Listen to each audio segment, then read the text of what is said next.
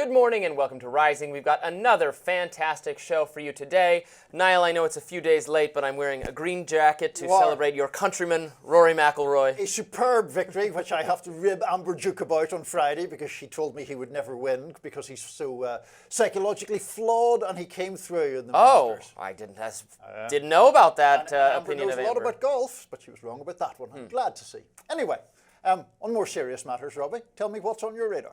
Happy to get right to it. Now, why won't our new conservative government actually listen to the people on matters of personal privacy? That's our theme today. Look, there's no doubt in my mind that President Donald Trump is delivering on a number of promises that he made to the American people, reducing waste in the federal government, realigning foreign policy to comport with America first, changing immigration policy in a manner that the vast majority of Americans agree with, and so on. But one area where the old guard Republican establishment still has way too much sway is national security. To that end, I am disappointed to announce that Homeland Security Secretary Kristi Noem is about to implement Real ID, which is essentially just a domestic passport system that civil libertarians like myself are correctly wary of. The same tired bipartisan neocon establishment assures us that Real ID is necessary to guard against terrorism.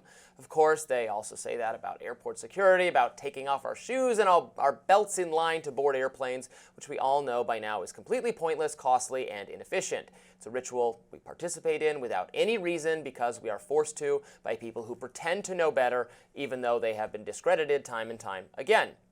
So, what is Real ID? This is yet another security measure forced on the American people in the wake of 9/11. It's a method of keeping the American people monitored and measured and counted, even though, as Republican Representative Thomas Massie has consistently pointed out, access to proper documentation was not something that stood in the way of the 9/11 hijackers. It's also not, as Massie notes, about election integrity. What it's about is creating a database of Americans, one that may prove intoxicating to hackers. J.D. Tuchile, a colleague of mine at Reason Magazine, writes that consider Real ID to be hacker bait, that Real ID's linked databases contain the amassed hacker bait details of millions of identification documents necessary for air travel and for access to government facilities. Yes, hacker bait. The IDs and database will simply create an irresistible target for identity thieves. Real ID harms national security by creating yet another trusted credential for criminals to exploit. That's from the Electronic Privacy Information Center.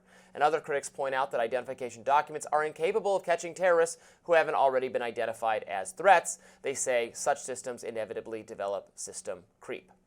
End quote. Now, does that all sound like a good idea to you? Forwarding our personal identification information to the federal government in the form of a database that could easily be hacked by our adversaries? Of course that's not a good idea. Former Representative Ron Paul, a libertarian and a hero of mine, knows it's not a good idea. Let's actually listen to what he had to say recently. I'm not very happy with the direction we're going right now. It looks like we're going to lose a lot more privacy if this bill gets reopened and made much worse, and it looks like it can do a lot more damage yet to come. Yeah, it's been sitting around. It passed in 2005, and it's just been sitting around. No one's done anything to it. No one has really enforced it. Now, all of a sudden, Kristi Noem wakes up and says, you know what, I'm going to go ahead and enforce this. Now, there is some opposition to this, as Paul's co-host points out, primarily from the right. People like Thomas Massie saying that this new national identification system is fundamentally contrary to everything we libertarians have been fighting for. Let me say this again to the MAGA movement. Beware a takeover by old guard GOP neocons who have no more respect for liberty today than they did 25 years ago when they launched the war on terror in response to 9/11 without a second thought for preserving our cherished liberties. Now, I had high hopes that Kristi Noem might be a different kind of Republican who was prepared to say no to the surveillance state, no to pointless sacrifices that empower statism. Never meet your heroes, I suppose. So this has been delayed time and time again. It's been 20 years since they first proposed it.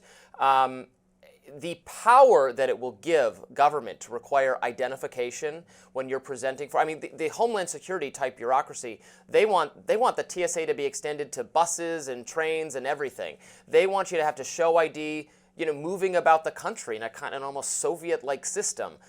We should so obviously oppose this. No one has explained why this is necessary for our national security, for preventing terrorism. And the other point against it is that hackers will salivate over having potential access to this information. We are off to quite a harmonious start on Rising Today, Robbie, because, you know, philosophically, I think we do have some common ground in a degree of skepticism about the national security establishment, you know, military-industrial complex, as it used to be called. And so I do think there are dangers with this. I think the strongest point is the one that you just raised. There isn't, what is the need for it? It seems to be a solution to a problem that doesn't really exist. And it does have that history dating back to 9/11 when, as Thomas Massey pointed out in that quote, the hijackers, the attackers on 9/11 would not, this is not relevant to what happened in that case. They had passports. They had passports and they had other forms of ID. So I'm not really sure what solution, what problem it is solving. And in the meantime, it is this incursion. I guess the thing that I would sort of worry about on a broader societal level is whether people, and I include myself in this, are becoming a little bit more defeatist about privacy in a very, very online age, when just by virtue of living in the contemporary world, we leave very frequent digital footprints all the time, about which I'm certainly not persuaded of their privacy, you know. I think that's definitely a valid point when it comes to the information being collected on us vis-a-vis social media and other things. You know, now we all have that familiar sensation of having Googled or searched for some product or service. It happened to me with my taxes over the weekend. That then all of a sudden now I'm seeing ads for all these kinds of tax preparation services across all of my social media feeds. So that's going to be happening. That's a little bit of the genie being out of the bottle. I just don't see how to even deal with that at all. But this, you know, this is a thing the government is going to require you to have. Unfortunately, I think like 80% of people already have an identification that is Real ID compliant, because states resisted it first, and then they said, actually, it's going to be way too much effort to resist. Okay, when you're renewing your driver's license, you get one that's got a little star on it. It's compliant with Real ID. I checked, mine is. I did the same. And so yeah. So we're just gonna. We don't have to go to the DMV at least, Robbie. So that's something. Right? Thank God. A trip to the tax preparation office and the DMV in the same month would be, I'm going to set myself on fire from a libertarian nightmare. Too much for you to take. The government's tentacles getting you every which way there. But the defeatist point, I think, is valid. I do suspect that the deep state, the bureaucracy within Homeland Security waited to go forward with this until Republicans were back in power, if they really wanted to do it this time,